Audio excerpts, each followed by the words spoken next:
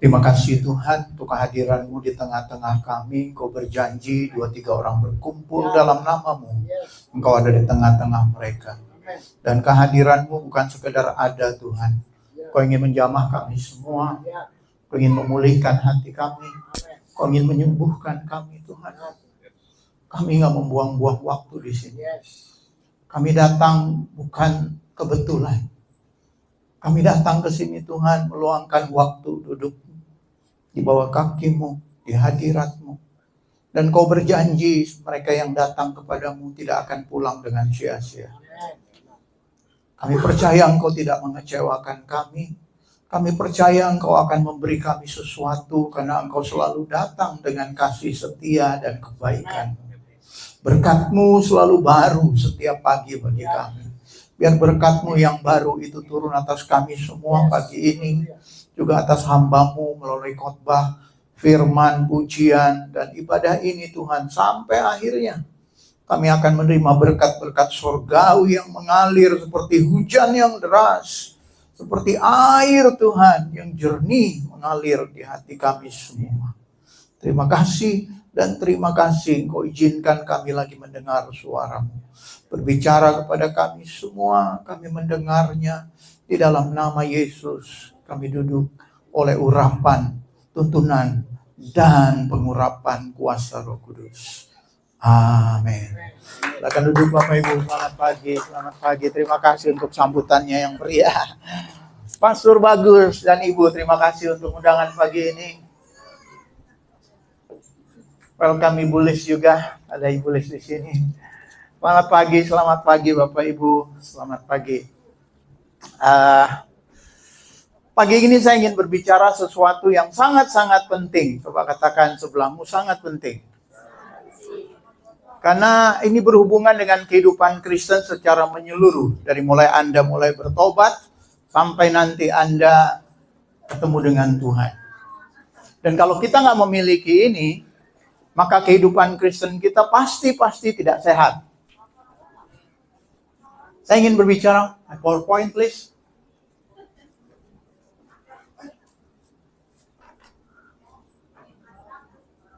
Mengenai hati. Temanya adalah riset motivasi hati kita atau ubah hatiku. Ya. Bapak Ibu yang terkasih di dalam Tuhan, kekristenan itu bukan agama aturan. Kekristenan itu bukan agama aturan. Saya ingin Anda jangan terganggu oleh apapun. Mari fokus, bentar. Dengar perkataan saya. Kekristenan bukan agama aturan. Ulangi coba. Saya nggak berkata aturan itu tidak penting, tapi Yesus tidak datang membawa aturan. Kalau Yesus datang membawa aturan, dia nggak perlu mati di kayu salib. Dia datang membawa hatinya, hidupnya kepada kita. Nah, kekristenan itu agama hati. Di mana Tuhan bukan menjamah pikiran kita, bukan menjamah sekedar perbuatan kita, dia menjamah hati kita. Oleh karena itu, next, Alkitab berkata, jagalah hatimu next. Jagalah hatimu dengan segala kewaspadaan, karena dari situlah terpancar kehidupan. Kehidupan Kristen kita dimulai dari hati. Dari hati inilah dikatakan terpancar kehidupan. Next. Saya gambarkan hati kita itu seperti tabung air yang besar. Kalau air ini warnanya biru di dalamnya, maka yang mengalir juga pasti biru. Nggak mungkin hijau. Jadi hati kita itu seperti tabung air yang besar, yang Lukas mengatakan, orang yang baik mengeluarkan barang yang baik dari perbendaharaan hatinya. Jadi hati ini seperti gudang yang besar, yang ditaruh banyak hal. Anda bisa menaruh banyak hal di hati ini. Dan saya gambarkan seperti tabung air ini. Ini air, jenis air apa yang ada di sini akan sangat mempengaruhi apa yang dia alirkan. Dan ngomong-ngomong, Yohanes 7:37 sampai 39 ketika Yesus berkata, dari dalam hati kita yang percaya akan mengalir aliran-aliran air hidup. Benar? Ketika Anda percaya, perhatikan kata ini, yang mengalir adalah aliran air hidup. Dan aliran itu bisa dirusak oleh apa yang ada di hati kita. Ketika Anda gagal untuk percaya, di hati Anda ini menyimpan kepahitan, kemarahan, kebencian. Ini sebuah perbendaharaan yang Anda simpan. Maka alirannya juga akan kotor.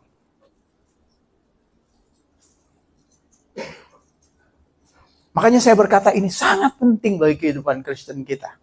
Kehidupan kita ditentukan oleh ini. Allah tidak langsung melihat perbuatan.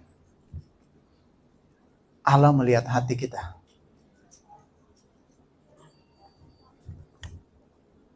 Kalau saya bilang tadi riset, coba kembali ke atas. Riset hati kita. Kembali ke atas. Ke atas. Ke atas. Yes. Handphone kita, kalau kadang-kadang lamban, error, nangkap sinyalnya kurang-kurang, mau buka data itu tunggunya lama sekali, mau telepon orang juga lama sekali, ditelepon nggak angkat-angkat, ya hubungi kembali 1 tahun lagi. Berarti handphone itu perlu di-upgrade, perlu di-reset ulang. Nah, hati kita ini seringkali lamban mendengar Tuhan. Seringkali sinyal Tuhan itu terhalang bagi kita. Error. Dan kalau itu terjadi, maka kehidupan Kristen kita juga pasti akan berdampak.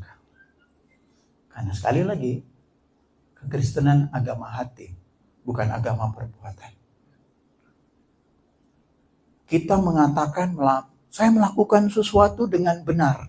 Tapi Alkitab berkata, engkau melakukannya dengan benar, Tuhan melihat hatimu. Benar atau tidak? Itu sebabnya saya katakan kekristenan adalah agama hati. Karena ini berhubungan dengan Paskah. Saya akan hubungkan dengan seorang yang tidak menjaga hatinya di hadapan Tuhan. Padahal dia bersama Yesus 3 tahun lebih. Tapi dia nggak punya hati yang dekat dengan Yesus. Tapi sebelumnya, Alkitab next berkata bahwa ketika Tuhan menjamah hati kita, pertama kali kita mengenal Dia, kita percaya kepada Dia, yang Dia jamah adalah hati. Benar? Halo? Benar? Udah sarapan? Allah nggak jamah otak kita. Anda menangis ketika dijamah Tuhan bukan masalah otak, masalah hati. Anda berkata, Tuhan terima kasih.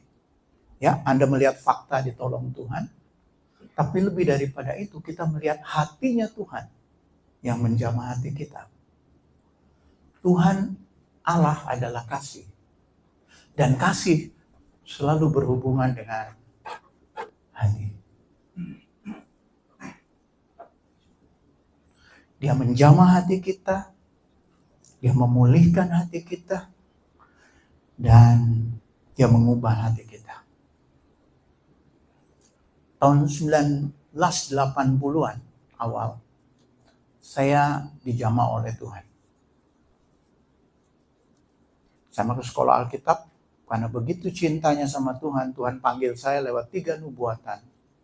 Salah satunya Pendeta Yakub Nawai, Bapak rohani saya almarhum. Dia yang danakan saya untuk sekolah karena saya nggak punya uang untuk sekolah Alkitab, dan mama saya nggak setuju karena mama saya ingin saya jadi pilot. Dan saya berkata, mama, saya dipanggil oleh Tuhan.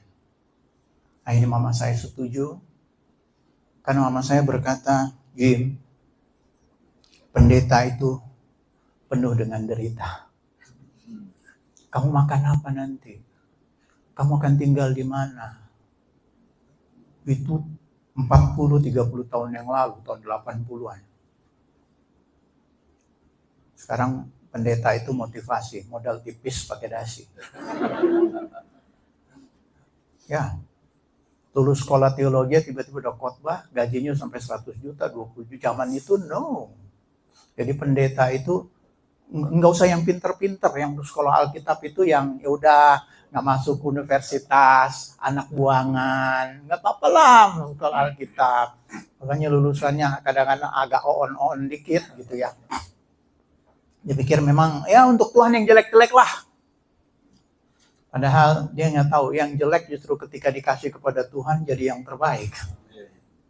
Benar? Saya nggak diaminkan, Pak.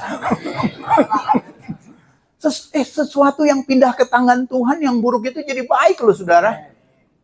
5 roti 2 ikan itu kan sedikit kan, tapi pindah ke tangan Tuhan ada 12 bakul sisanya. Dan akhirnya saya masuk sekolah kita tahun 88. Saya diangkat pendeta tahun 92. Sampai hari ini saya masih melayani Tuhan. 30 tahun lebih? Halo? 30 tahun lebih? Tapi saya tanya, apakah saya pernah kecewa? Sering. Apakah saya ingin keluar dari hamba Tuhan? Sering. Tapi kembali lagi ketika saya dalam keadaan seperti itu, Tuhan menjamah hati saya lagi. Saya jatuh cinta lagi dengan Tuhan. Saya melihat Tuhan dari dimensi yang berbeda. Hanya hati saya kuat lagi. Hubungan dengan Tuhan itu seperti suami istri ya Bapak Ibu, perlu dijaga. Dan ketika Anda mulai pertama kali pacaran, Anda kan jatuh cinta kan. Emang cinta selalu jatuh Pak, nggak pernah bangun. Jatuh cinta. Anda nggak dijamah otaknya, dijamah hatinya. Ketika hati dijamah, dompet juga dijamah. Dan ketika hati Anda dijamah, perempuan yang malas jadi rajin. Mamanya bilang, Maria, maaf ada nama Maria di sini? Nggak ada. Nggak ada ya? Oh, sorry. Inem deh, Inem. Inem nggak ada kan? Inem, ayo ngepel, ayo beresin rumah, ayo cuci piring, itu semua kotor. Aduh, malas dia, mama, malas. Tapi tiba-tiba pagi-pagi dia bangun, dia ngepel, dia cuci piring, dia nyapu, beres-beres kaca jendela dilap. Mamanya berkata, Inem, what is going on? Apa yang terjadi? Joni mau datang, Ma. Anda mengerti maksud saya? Joni ada di depannya Pak, di sini. Anda lihat, ketika hati diubah, hidup kita jangan diubah. Itu sebabnya Tuhan gak menjamah otak, Tuhan jamah hati. Karena dia tahu itu pusatnya. Orang yang dijamah dengan jatuh cinta, dia bisa mati untuk apa yang dia cintai. Ada banyak bukti. Salah satu raja Inggris pernah meninggalkan tahtanya yang baru dia duduki 6 bulan. Demi seorang wanita yang dia cintai. Dan waktu itu Anda dengar, Inggris hampir menguasai 100 negara. Amerika pernah dijajah oleh Inggris. Sehingga bahasa kita internasional bahasa Inggris, karena Inggris hampir menjajah banyak negara seluruh dunia. Dan orang ini berkuasa jadi Raja Inggris. Tiba-tiba dia lepaskan untuk wanita yang dia cintai. Itulah cinta. Dan kalau hati Anda dijamah oleh Tuhan, tidak ada yang bisa menghentikan Anda untuk mengikut Tuhan apapun alasannya. Sekalipun Anda kecewa. Nah, seorang bernama Yudas. Mari kita lihat Yudas. Saya ingin Anda melihat Yudas next dari pribadi sekarang sisi yang berbeda. Orang melihat pribadi Yudas itu pribadi yang jahat banget.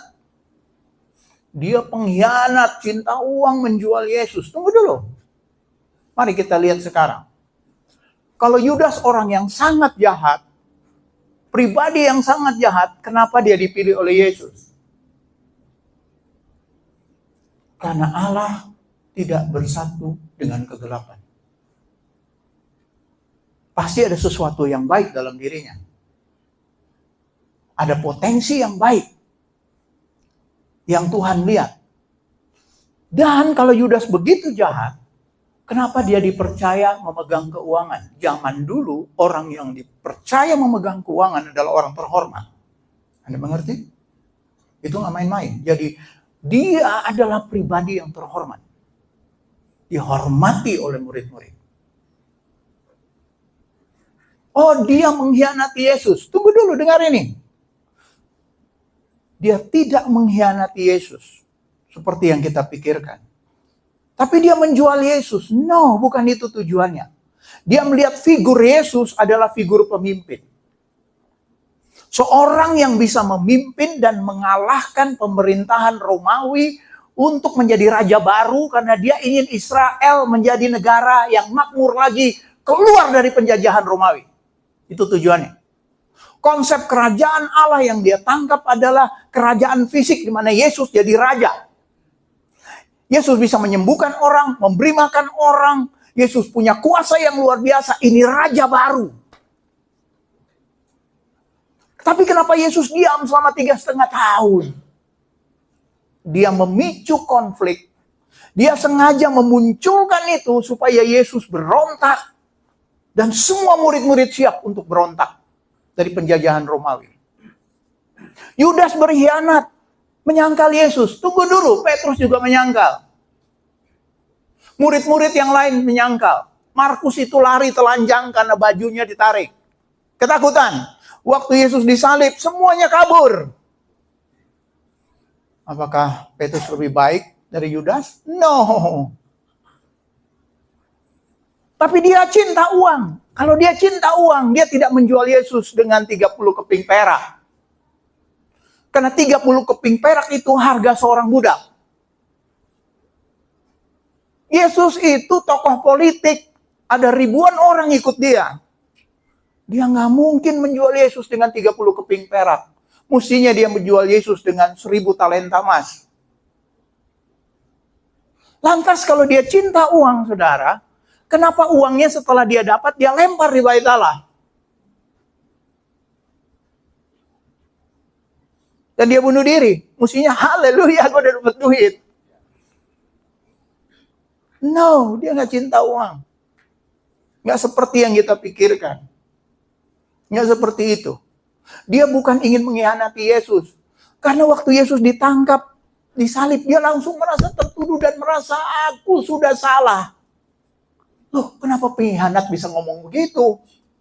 Bukan tujuan dia mengkhianat. Mestinya dia berkata, yes, mampus lo ditangkap. Dia tidak lakukan itu.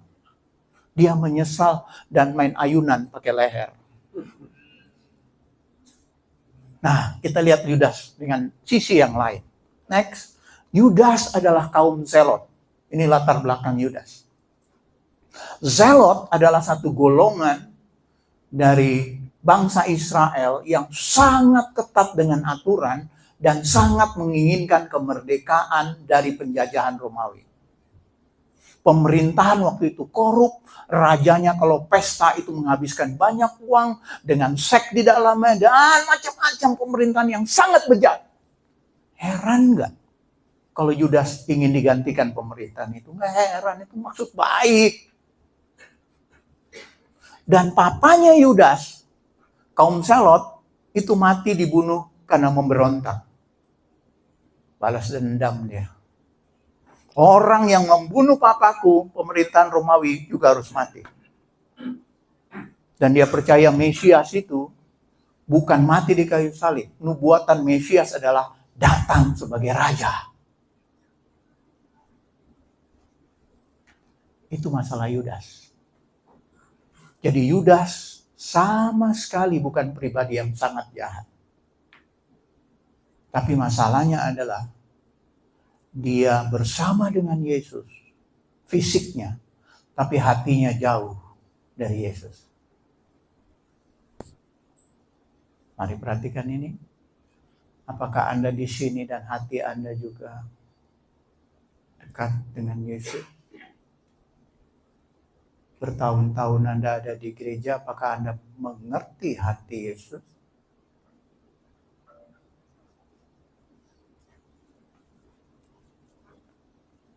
Dia tidak tertarik dengan perkataan-perkataan rohani yang keluar dari mulut Yesus.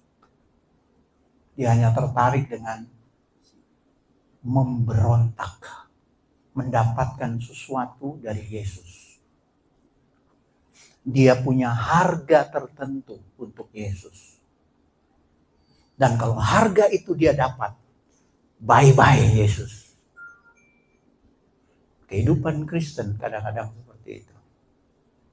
Kita punya harga tertentu sampai titik di mana kita berani meninggalkan Tuhan. Dan harga itu bisa jabatan tertentu. Harga itu bisa kekecewaan hati kita. Sampai di sini aja aku ikut Tuhan, percuma berdoa. Enggak ada gunanya aku serajin-rajin ke gereja. Situasi gak pernah berubah dari tahun ke tahun. Itu namanya kecewa. Yudas kecewa karena Yesus tidak melakukan seperti yang dia kehendaki. Next, Yudas menuntut harga tertentu yang dibayarkan Yesus kepada dia.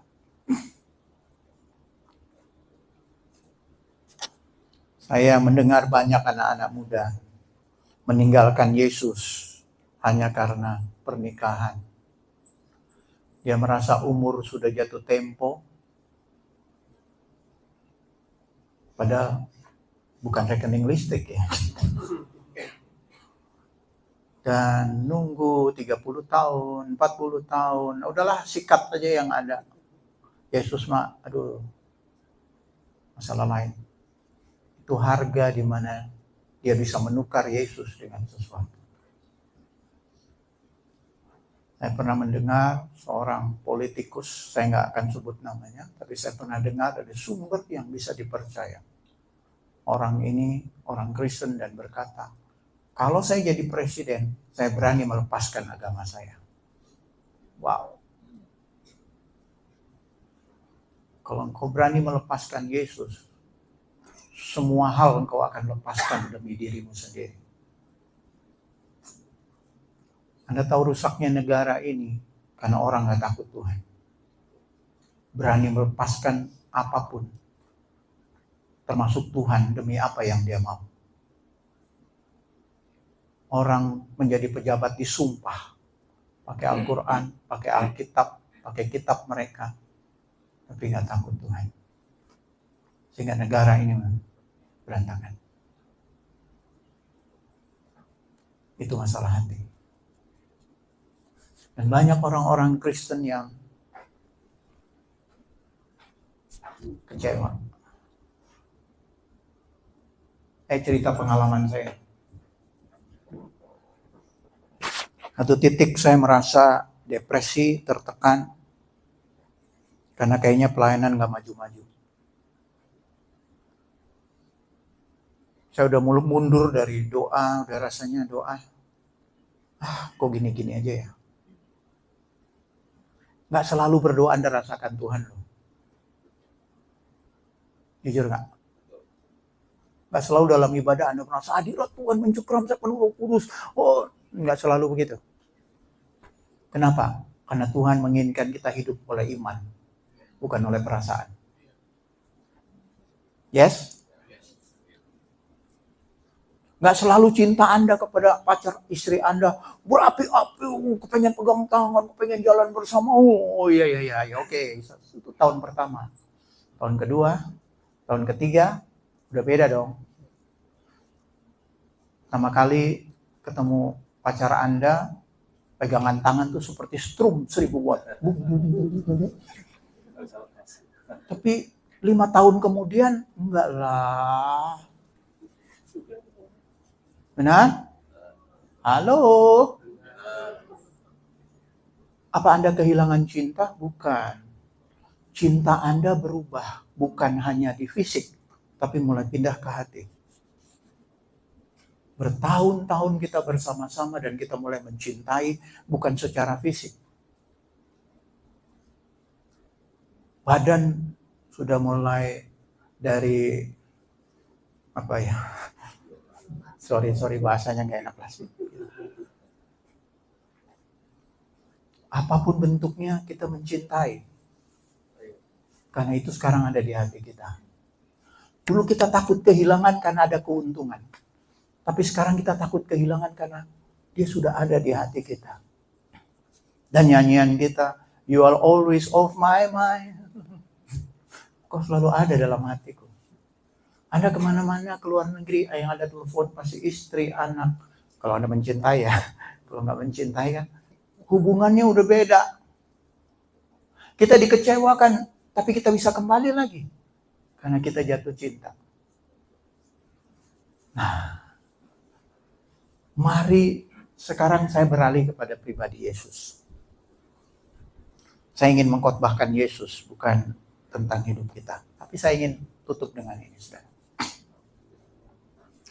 Apakah Yudas dicintai oleh Tuhan? Halo?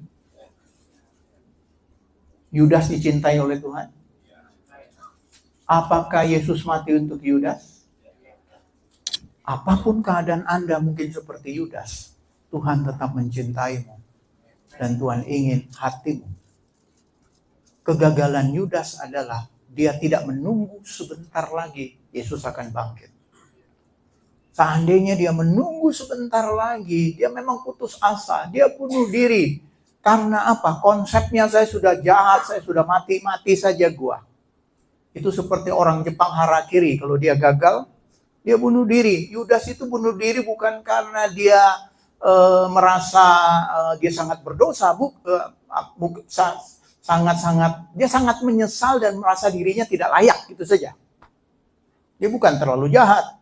Dia merasa dia harus mati karena dia udah jahat. Dia pengen bayar harganya, kira-kira begitu. Dan dia bunuh dirinya.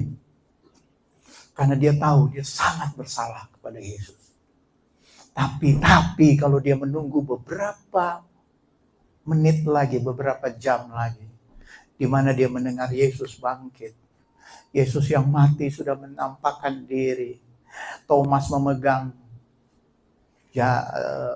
lambungnya dan pegang ke bekas pakunya. Dan Thomas cerita, Yudas, Yesus bangkit.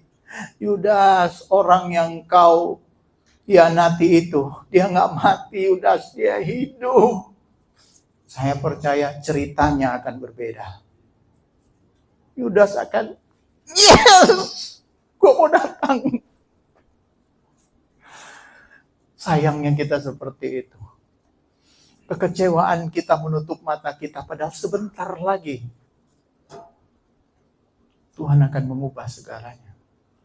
Sebentar lagi Anda akan melihat Tuhan melakukan mujizatnya. Tadi saya cerita pengalaman saya berkata, saya pernah kecewa, marah pada Tuhan, bercampur. Saya nggak akan tinggalkan Tuhan. Tapi saya mau berhenti jadi pendeta. Kayaknya saya nggak layak, saya nggak pas Tuhan. Ya saya ke gereja, tapi bantu-bantu gereja aja deh Tuhan. Nggak jadi pengkhotbah lagi, kayak tekanannya begitu berat. Apa yang saya khotbahkan kepada Anda, 3 jari kepada saya. Dan itu berat. Saya nangis di hadapan Tuhan, udah nggak bisa berdoa, cuma nangis. Nggak bisa dengar Tuhan lagi. Sampai saya datang sama istri saya, Ma, saya mau dengar deh apa yang Tuhan ngomong sama kamu. Apapun yang Tuhan ngomong melalui kamu, apapun yang kamu ngomongin, aku percaya itu Tuhan, cukup. Jawab pertanyaanku ini, Ma. Masihkah aku layak jadi pendeta? Apakah aku harus teruskan pelayanan ini? Apakah aku harus berhenti sekarang? Dan kalau aku harus berhenti, izinkan aku berhenti sekarang. Aku nggak menyangkal Yesus. Aku tahu dia jamah hatiku. Dia Allah yang hidup. Aku pernah mengalami jatuh cinta dengan dia. Tapi aku nggak bisa teruskan ini karena tekanan begitu berat. Anda tahu apa yang istri saya lakukan? Saya ngomong itu saudara bukan seperti ini. Saya dengan air mata. Karena saya nggak mau tinggalkan pelayanan. Hatiku mengasihi pelayanan. Tapi aku merasa nggak mampu. Istri saya peluk saya. Dan dia mengatakan, apapun keadaannya, kita akan melayani Tuhan sampai kita mati. Itu sebuah penghiburan bagi saya. Dan hari ini saya tetap di ladang Tuhan. Anda boleh kecewa, marah dengan Tuhan. Tapi dengar, jangan sampai hati Anda kehilangan Tuhan. Riset ulang hati Anda. Karena dari sinilah terpanjang kehidupan. Firman itu ditaruh di hati Anda. Kesembuhan dimulai dari hati Anda. Karena hati yang gembira adalah obat. Semangat yang patah keringkan tulang. Saya akhiri dengan ilustrasi. Saya dapat ilustrasi ini. Next. Itu tadi. Seorang wanita namanya Elisa Kom, 29 tahun. Setelah saya selidiki ternyata dia seorang misionari sama suaminya.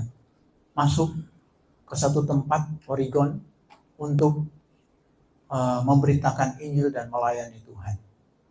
Karena miskin, belum ada jemaat dan hidupnya belum ada penghasilan. Suaminya pergi naik ke atas gunung yang tinggi untuk memecah kayu dan mendapat bayaran dari itu, dan kayunya juga bisa dipakai untuk mereka memasak dan sebagainya, kayu bakar. Dan akhirnya suaminya dalam pekerjaan itu meninggal. Suaminya meninggal, sudah 3 hari meninggal, dan teman-teman pekerja suaminya memberitahu kepada Elisa bahwa suami kamu meninggal. Udah dikubur di sini saja. Elisa bilang, no. Saya berjanji sama suami saya untuk menguburkan dia di tempat di mana kami akan dikuburkan bersama. Saya nggak mau. Anda tahu, dia dalam cuaca yang sangat dingin ekstrim dan nggak pakai alas kaki. Ini menurut saya fotonya cuma ilustrasi.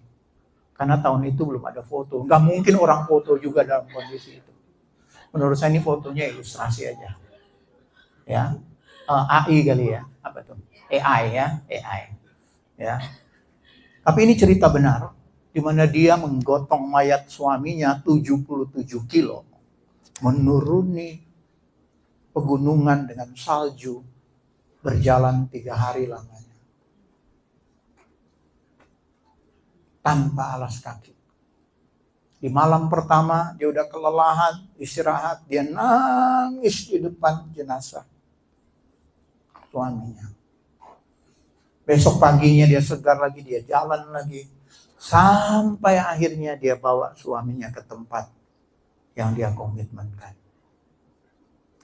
Saya melihat cerita ini, wow. Bukankah kita digambarkan mempelai wanitanya Kristus? Yes? Kesetiaan kita kepada Tuhan apakah sampai mati? Ada hal-hal yang mengecewakan kita, itu biasa. Dalam hidup itu biasa. Tapi percayalah, Yesus gak pernah sengaja menyakiti Anda. Yesus tidak pernah berbuat sengaja menyakiti Anda. Kalau doa Anda belum dijawab hari ini, Anda mengalami kekecewaan. Bukan Tuhan sedang main-main dengan hidup Anda. Tapi Tuhan sedang mengubah hati Anda untuk lebih dekat pada Dia.